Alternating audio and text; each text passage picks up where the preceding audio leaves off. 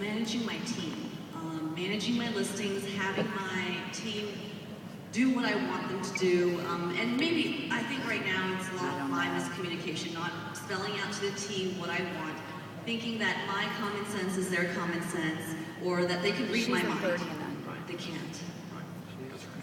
So I have to write down every detail, step by step, almost as if it has to be as bulletproof and dummy-proof as possible, as if a high schooler, if they read it, they would know what to do. So that's been one of my biggest challenges, and defining everything that I say, and making sure that we're on the same page. So that's definitely been an Well, that's a great point, because most people, the way that they work with other people is, go do this. And the truth is, the reason why you are you is because you understand when someone says go do this, that really means go do this. You kind of get that. That's what makes you special. The people that you hire rarely are going to see it that way. It does seem kindergartenish a little bit. Sometimes it feels like we're even over-managing someone to say, actually it's 10 steps. I'm going to walk you through the 10 steps. I'm going to show you each step. We're going to role play each step. We're going to script it out, role play. We're going to do all of this. So, and look at the forms we're going to use and make sure that you do it this way. And for many of us, that just feels, oh, come on. I mean, I didn't need that. They don't need that. And if they need that, they're the wrong person. Well, actually, if that's the way you think, you're the wrong person. The truth is, when you bring other people into your life, you need to do that. You have to do that. Now, one trick is you can turn to someone and say, I want you to model it out and come back and show me what you're going to do. If you don't like doing any of that, then you just keep sending them back till they get it right. That's one way to do it. But that's kind of a long way.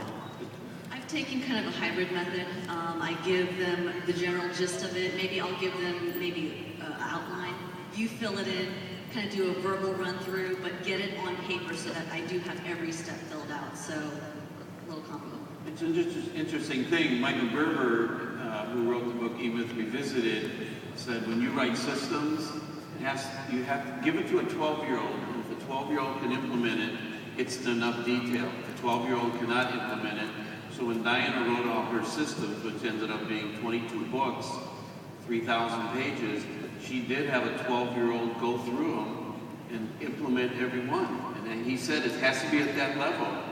Otherwise, it's too much seagull management. You fly in, you dump, and you fly out. Well, here's an interesting, and I've told the story before, but it's an important story.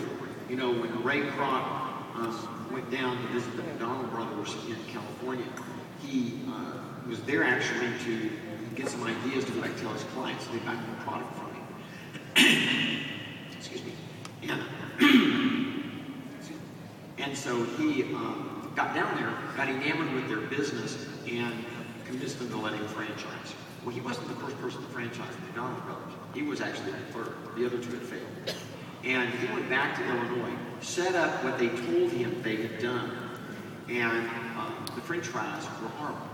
They didn't taste good. And he called them back up and said, look, let's go through again. Let's make sure I'm doing what you told me to do. And they didn't taste good. And finally, he got frustrated. He said, let's go all the way back to where you buy the potato. And let's now document every step. And he discovered the mistake. The mistake was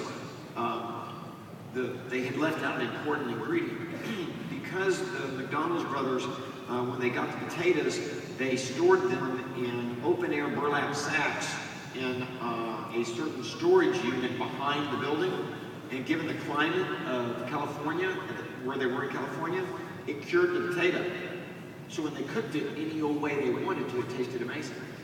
Had nothing to do. The McDonald's brothers thought they had invented a way to cook a potato. What they had done was stumble in a way to cure a potato, so that when you cooked it, it tasted great.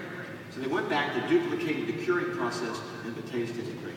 And one of the dilemmas, this was very important. I read that story in the late 80s. It was profound for me, because I had gone out and put offices in multiple cities. And I actually, on a Monday, I was in San Antonio. A Tuesday, I was in Houston. A Wednesday, I was in Corpus Christi. Thursday, I was in Dallas. Friday, I was back in Austin. I mean, it's this type of thing. And I was in a different city every week. And I would go through, and I literally was running the business for them in one day a week, right? I ran their sales meetings.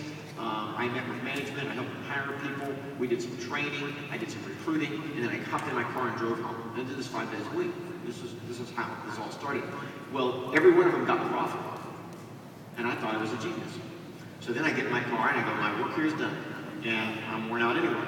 So I go home, and now I'm not going to travel anymore. Well, shortly thereafter, I started failing, one after the other, and this would have been 88.